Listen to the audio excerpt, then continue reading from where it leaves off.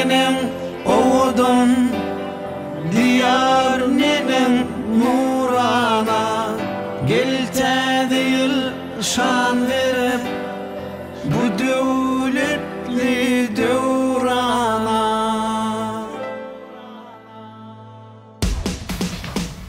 May Allah fill the sky and the earth, and let our hearts play the tune of love.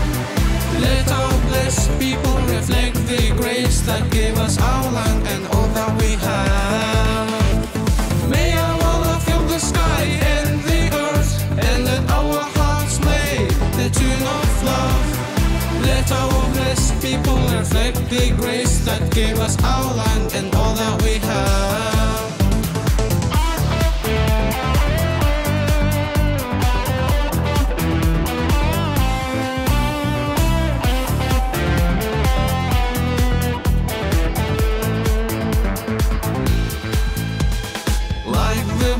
Running refreshing rivers, let their souls unite and be guided by light that illuminates the circle of life to enrich and sustain our works of love.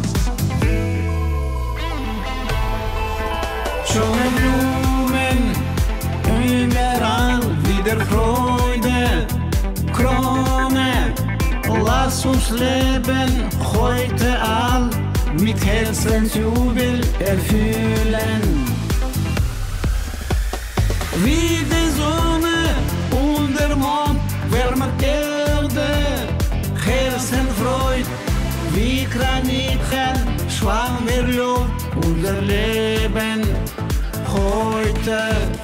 Wie die Sonne und der Mond wärmt Erde, Herzenfreud, wie Graniten schwamm wir Lob unser Leben heute.